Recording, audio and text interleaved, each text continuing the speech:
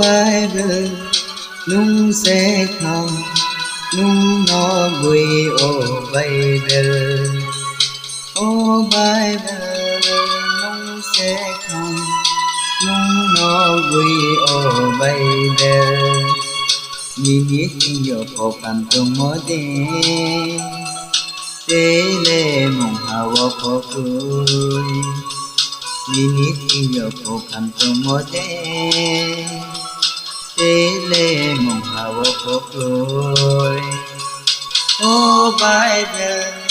nung sẽ không nung nó vui Bible Bible nung sẽ không nung nó vui Bible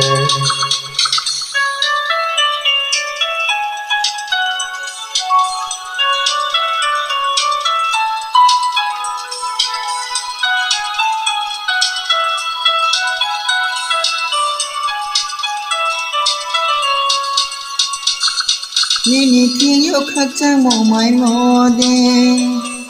Tê vô lê mà yô này mà khôi Nini thiyo khắc trang mộ mãi mô đê Tê vô lê mà yô này mà khôi Chung la mắt rồi tung tu Nini bốc ye pa cha mà yô Chung la mắt rồi tung tu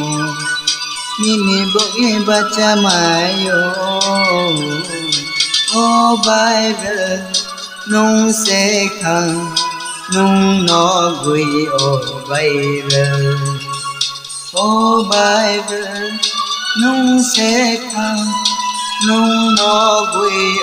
Bible